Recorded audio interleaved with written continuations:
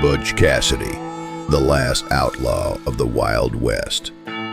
They called him Butch Cassidy, the smiling bandit who robbed banks and trains without firing a single shot.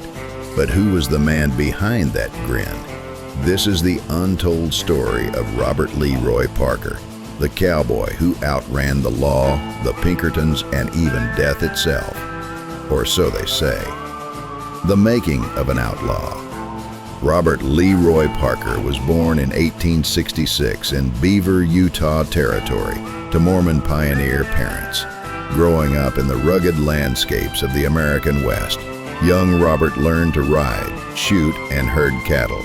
But it wasn't until his teenage years that he took his first steps toward infamy. At 13, he worked on a dairy ranch near his home. One day, after a long ride into town, he tried buying a pair of jeans, but didn't have enough money. The store owner turned him away, humiliating him. That night, Robert broke into the store, took the jeans, and left a note apologizing for the theft and promising to pay later. This early event shaped his moral code. Stealing, yes, but always with honor. He soon left home to find work as a cowboy. On one ranch, he met Butch Cassidy, a rustler and horse thief who taught Robert the art of the outlaw. Young Robert admired him so much that he took on his surname years later. Thus, Cassidy was born. The Wild Bunch rises. By the 1890s, Robert LeRoy Parker became Butch Cassidy. The nickname Butch came from his time working as a butcher in Rock Springs, Wyoming. Butch gathered a group of outlaws who would later be known as the Wild Bunch.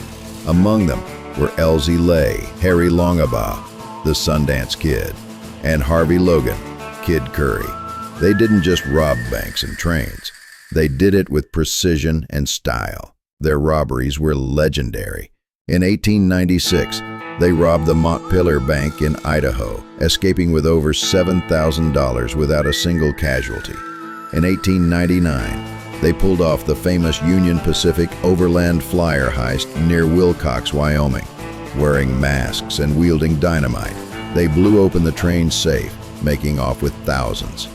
The Pinkerton Detective Agency launched a relentless manhunt, placing Butch and his gang at the top of America's most wanted list. But what set Butch apart was his code. He forbade killing during their heists, believing violence only brought more heat. People called him a gentleman bandit because he'd often joke with his victims, reassuring them they wouldn't be harmed. The Famouse Escapes. After each robbery, Butch and the Wild Bunch vanished into the canyons and deserts.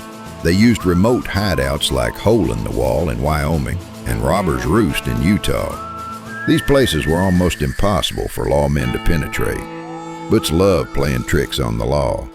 Once, while being chased by a posse, he and Sundance crossed a river, doubled back, and buried themselves under brush for hours as the lawmen rode past, scouring the landscape in vain. The Pinkertons tried everything, hiring native trackers, offering huge rewards, and even bribing informants. But Butch's network of ranchers, cowboys, and townsfolk who saw him as a hero always protected him. A new life in South America. By 1901, the heat became too much. Butch Cassidy and the Sundance Kid fled America with Sundance's lover, Etta Place.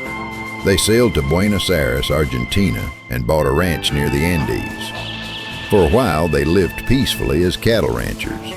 Locals respected them, unaware of their past. But the call of outlaw life never left Butch. Money ran low, and they returned to robbing banks in Bolivia. In 1908, they attempted to rob a payroll mule train carrying the Bolivian payroll near San Vicente. Days later, Bolivian authorities tracked them to a small house. In the shootout that followed, it's said Butch was wounded, Sundance fatally shot. Some believe Butch, seeing his friend dying, turned the gun on himself. The legend lives on. But is that really how Butch Cassidy died? Stories persist that he escaped the shootout, returned to America under a new name, and lived a quiet life in Spokane, Washington, until his death in the 1930s. Family members later claimed he visited them, older but still with the same mischievous grin. No grave has ever been definitively proven to hold his body. For many, Butch Cassidy remains a symbol of freedom, the outlaw who robbed banks, challenged the system, and rode into legend without ever truly being caught.